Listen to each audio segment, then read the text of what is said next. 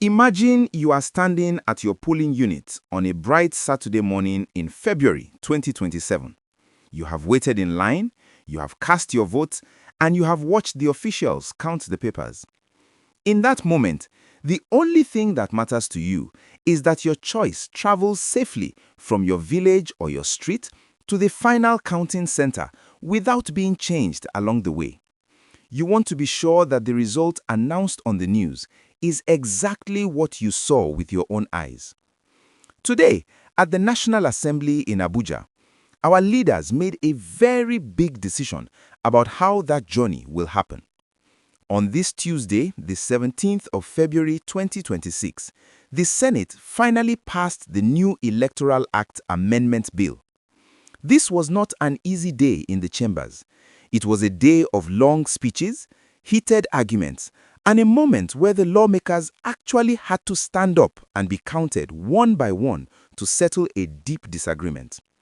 This law is the set of rules that will guide our next general elections in 2027. It is the foundation for how we choose our next set of leaders, and that is why what happened today matters so much to every Nigerian, whether you are in the city or the countryside. As you listen to this, you might be wondering why there was so much noise in the Senate today. After all, shouldn't everyone want a smooth election? The truth is that the lawmakers were divided over one very important thing: how the results move from the polling unit to the central computer. This is what they call electronic transmission of results. Some people want it to be mandatory, meaning the computer must be used every single time without fail. Others want a backup plan, just in case the internet network in a remote village fails on election day. Before we go deeper into how they resolved this, let us look at the scene inside the room. It was quite a sight. The Senate President, Godswill Akpabio, had to manage a very rowdy session. One senator, Eyinaya Abaribe, stood up and demanded a formal vote on this specific issue. He wanted to make sure that the electronic way of sending results was the only way, without any manual or paper backup that could be tampered with. The room became noisy as senators from different sides argued back and forth. At one point, the tension was so high that two senators almost had a physical confrontation. It shows you just how much is at stake for these politicians and for our democracy.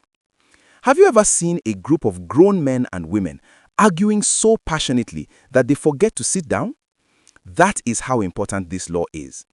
If you find this explanation helpful in understanding what is happening in our country, please take a moment to hit the like button. It helps more people like you find this information. And if you haven't already, please subscribe so we can keep sharing these important national updates with you. Now, let's talk about how they finally settled the matter. When the shouting died down, the Senate President called for a division.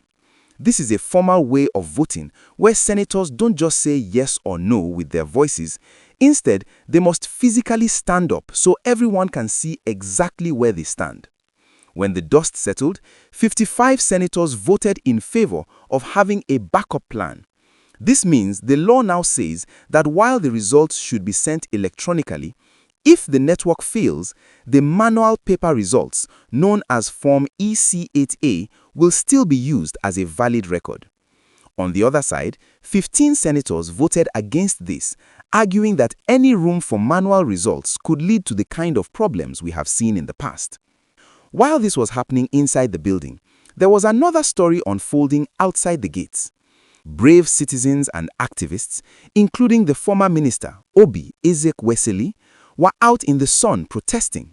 They were carrying signs and calling for the lawmakers to make electronic transmission mandatory and real-time. They believe that if the results are sent instantly to the internet for everyone to see, it will be much harder for anyone to change the numbers. The protesters told the news that Nigeria has enough money and technology to make this work, just like other big countries do. It is a reminder that the people are watching very closely what the government is doing. But why does it matter to you as a voter? Think of it like sending money to a relative. If you send it through a bank app, it is fast and there is a digital record. If you send it through a person traveling by road, there is a risk that something might happen on the way. The Senate is trying to balance these two things. They want the speed of the digital app, but they are afraid that if the phone signal dies in a rural area, the vote might get lost. So, they chose to keep both ways open. Whether this will make our elections more transparent or more complicated is a question many Nigerians are asking tonight. Let us pause for a moment. Do you think a manual backup is a good safety net, or do you think we should trust technology 100%?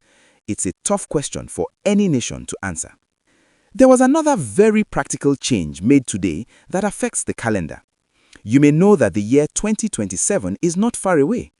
The Independent National Electoral Commission, which we call INEC, has already fixed the date for the next presidential election on February 20th, 2027. However, some leaders pointed out a problem. That date might fall during the holy month of Ramadan. They were worried that if people are fasting, it might be harder for them to stand in long lines or for the officials to do their work all day and night. To fix this, the Senate changed a part of the law called Clause 28. Usually, the law says INEC must give a very long notice before an election. Today, the Senate voted to reduce that notice period by 60 days. This gives the Electoral Commission more flexibility to move the election dates slightly so they don't clash with religious fasts or other major events. This shows that the lawmakers are thinking about the daily lives of Nigerians, not just the technical rules. They want as many people as possible to come out and vote without extra hardship. It is interesting to see how a small change in a law book can change when you go to the polls and how your vote is counted. As we wrap up this look at today's events, we should remember that laws are just words on paper until we, the people, make them work. The Senate has finished its part for now. They have passed the bill, they have debated the technology, and they have adjusted the calendar. Now the eyes of the nation will turn to the House of Representatives to see if they agree with everything the Senate has done. This journey towards the 2027 elections is just beginning. Today was a day of tension, but it was also a day of progress. It reminds us that our democracy is alive, even when it's noisy.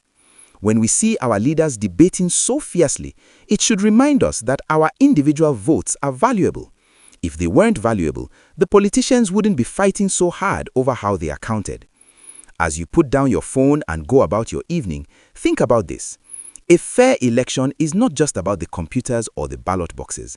It is about trust. Do we trust the system, and do the leaders trust the people? Today's debate in the Senate was really a debate about trust. Some trust the machines, some trust the paper, and some trust the officials. As we move closer to 2027, the most important thing is that you, the voter, can trust that your voice will be heard.